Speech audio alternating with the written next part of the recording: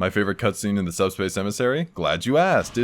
No, not that one. Look, I get it. This cutscene blew my mind when I was younger, and it still does now. But let me pitch you something. This is the Ancient Minister, the guy we perceive throughout most of the story as the bad guy. He manages to successfully flee without a scratch on him from Mario, Kirby, Peach, Zelda, Mario again, and Pit, who can fly. Then we've got Marth and Meta Knight on the scene. Marth misses, and Meta Knight doesn't fare much better. Let me remind you that Marth was the guy a couple cutscenes earlier that saw this massive void of darkness behind an army of these things, and he said out loud, "Then it's an even battle." Okay, maybe he didn't say that, but sure felt like it. Then there was Meta Knight, who with blazing speed assaults Marth until they both go, "Oh wait, you're not the bad guy," and team up against another wave of these things. All that, and they couldn't land a single hit on the Minister, who at this point is basically untouchable, until this happens.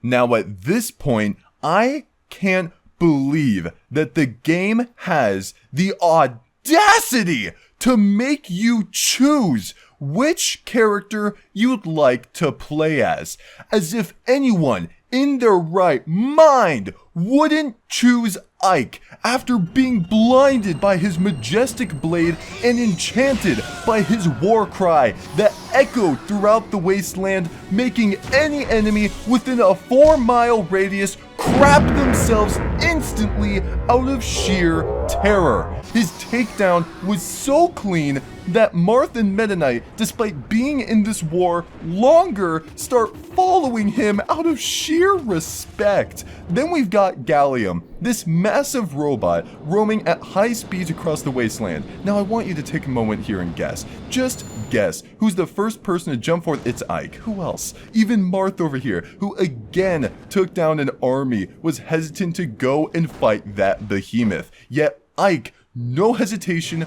knows what must be done. After all this, when they reach this mechanical menace, the most disrespectful scene of all time plays.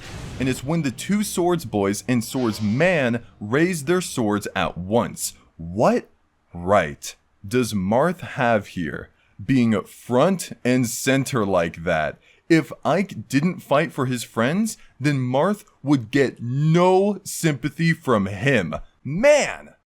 Oh, second favorite cutscene? The one where Gallium seizes our boys and rockets up to self-destruct. You'll notice that the Pokemon trainer actually loses consciousness mid-flight, forcing Lucas to take action and separate themselves from the bot. He then holds on to his friend and shuts his eyes, ready to face the Great Oblivion, or so he thinks, until Meta Knight saves them both with the Brawl theme playing in the background.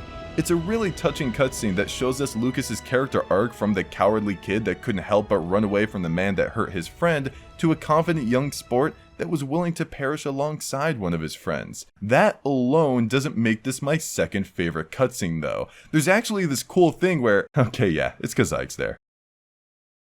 To top it all off, his name is in my username, ZoomZaIke. That was totally unintentional though. I'll see you tomorrow for more of the June Zoom.